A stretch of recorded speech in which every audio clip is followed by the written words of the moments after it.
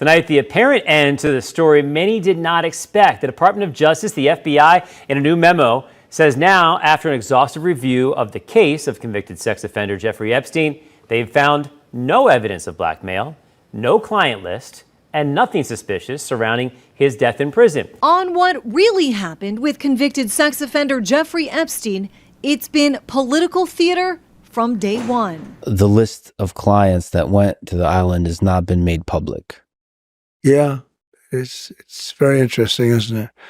Probably will be, by the way. Probably. So if you're able to, you'll be... Yeah, I'd certainly take a look at it. In February, conservative influencers given, quote, unclassified binders on the matter at the White House, which mostly contained information already made public. Now the Department of Justice says the curtain has closed, despite this revelation earlier this year. The DOJ may be releasing the list of Jeffrey Epstein's clients. Will that really happen?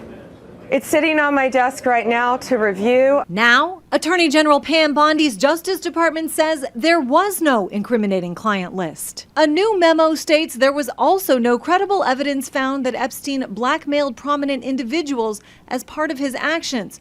Also, that Epstein did indeed commit suicide in his jail cell at the Metropolitan Correctional Center in New York on August 10, 2019. Echoing other recent statements from the FBI. You know a suicide when you see one, and that's what that was. He killed himself. Meanwhile, Elon Musk, who last month deleted a post he made about Donald Trump being in the Epstein files, posted what he calls a pedophile arrest counter. A new chapter in the clash over the Epstein files in a story that appears far from over. Breaking news about the Epstein case. Turns out there is no client list, like, at all. Seriously, they sure fooled me. 𝗃𝗃𝗍, take it away.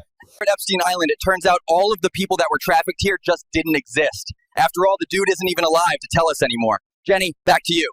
We're here outside of that dude's wife's prison holding the first person ever to be convicted of trafficking to nobody. I'm here with Ghislaine, serving 20 years for having imaginary friends, thousands of Epstein victims, but zero clients. How are you? I 100% deserve this. True. Where's the client list? Israel is our greatest ally. What do you think of the verdict? How about ask how much I got paid? No other comments. What do you think of this? Sometimes you have to just let that long arm of the law all the way into the back of your colon and just let it marinate, you know? What the heck? Sounds like we could use another Luigi, if you know what I'm saying. Right. It's almost like the so-called Semites run the court systems and media or something.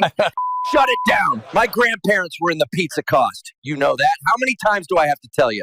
Now, back to the 𝗃𝗍𝗆. Sorry, 𝗃𝗃𝗍, won't happen again. In other news, we're down the street from where your grandparents got pizza costed. Jackie goes live from inside Elephantis' hub. We're here at Comet Pizza. Did you hear about the 6 million pizzas? I heard they only did 271,000. But anyways, you want to see my kill room? It's true. Anyone can search the archive for CYM Corporation's files and find out everything. Cut. Okay, we cut that in post-production. Jenny, don't say anything antiseptic. If only everyone saw Hillary's emails, people would understand the whole adrenochrome issue is real. Not now. They're not ready for that. Just give them the Epstein thing and shut them down. Right, John? You're not wrong about that Hillary thing. Anyways. July, Minority Pride Month. Wow. Sounds like we can finally celebrate white people. Don't get us canceled. We go live to the founders of Neuralink. This is the mark of the beast. Once it enters your brain, you will become like God. Amazing. Back to the artificial space program. Jim, take it away. Look, we still haven't made it past lower Earth orbit, but we want you to think space technology is advancing, even though we can't make it past the radiation belt. Look at this massive shaft of a spaceship. Wow. And please stop saying firmament or Operation Fishbowl. Those are my trigger words. Well, they finally sent that big looking thing into space, huh? And it returned. Let's go live to where our clean energy comes from in the Congo. John? We're in Congo, where these men dig with bare hands so you can tweet from your electric car. How's your green energy project going? These people work for nothing, and it's awesome. This is the future. These charcoal people rock. Charcoal people? Really? Okay, I think you've gotten soft since last time. You might be right. We go live to Bergsteinowitz.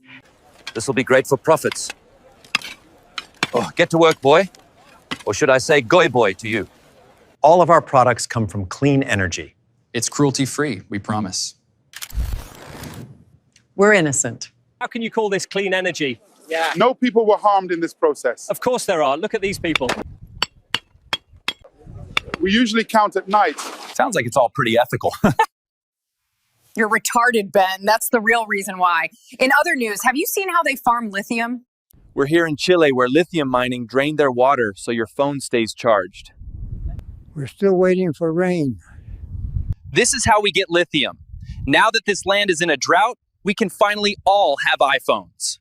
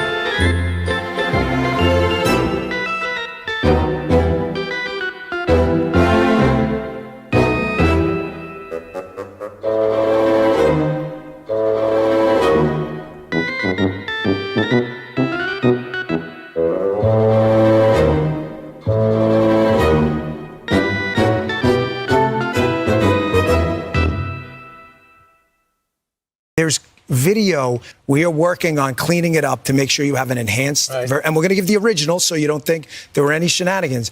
Well, unfortunately, that's not what we got. Even the raw video, the original video, was put into Adobe Premiere Pro. This is a scoop from Wired. Quote, metadata shows the FBI's raw Jeffrey Epstein prison video was likely modified. And basically they pulled the metadata and showed that the footage appears to be assembled from at least 2 source clips, saved multiple times, exported, and then uploaded to the DOJ's website, where it was presented as raw footage, which technically it is not. Now, I pulled the EXIF data myself. This is what it looks like. You can see that there's these ingredients file path here, where you can see 4 different files. 2 of them are just identical. So 2 unique files here that have been basically stitched together is the most charitable interpretation.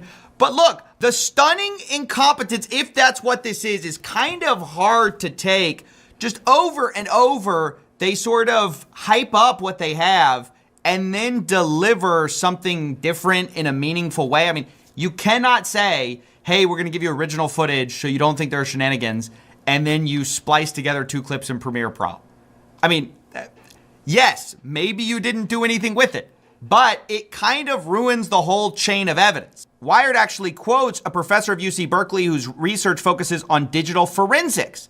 He has testified in numerous court cases, and he says, if a lawyer brought me this file and asks if it was suitable for court, I'd say no. Go back to the source, do it right. Do a direct export from the original system, no monkey business. So that kind of puts it all together. I mean, maybe this is all charitably just incompetence. Charitably, it was just, hey, there was a minute at night missing because it's an old analog video system and there were 2 different files. They spliced it together. But even that is was done horribly in the worst possible way. For instance, the video aspect ratio suddenly shifts as the tape changes over or whatever they claim. You can see that right here. There's like a sudden shift in the video. I have not changed this video in any way. I have it in the Premiere Pro timeline, which I guess they had as well. So this is as intended. So there's this just weird shifts in the footage. I mean, this was done in actually a very sloppy way after they explicitly talked about needing to do it in the right way so the American public could rely on it.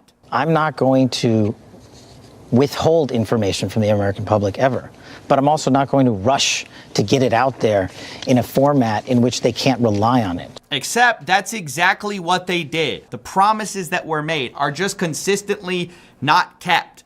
When you go on Fox News and say you're gonna do it right, you're gonna give us the original video so we don't think there are shenanigans, and then you do this, yes, we can interpret you charitably, but it leaves room for doubt. It's not only the case that at 11:58 p.m. the aspect ratio changes, it's also the case that the enhanced version and the raw version also differ from each other in how the aspect ratio changes. You can see that originally the enhanced and the regular raw version line up perfectly in terms of aspect ratio, but when the camera flips over to this new day, now their aspect ratio is actually off from each other. So why? I mean, this is like so obviously bad. They said they were taking their time with this. They said, oh, no shenanigans here. But this wasn't a complicated job. It was just about, like, they did mild sharpening and contrast boosting. Why they're playing around with the aspect ratio like they're a film director in their first year of film school is unimaginable to me. I just cannot understand why you would be doing this in such a sloppy way. So just incredibly incompetent work here is the nicest way to say it. We know now that the Epstein footage that they have released to us, even the raw footage, was modified. Last thing I want to say is that it's the final day of Crime is Legal merch. 10% off at the link below now.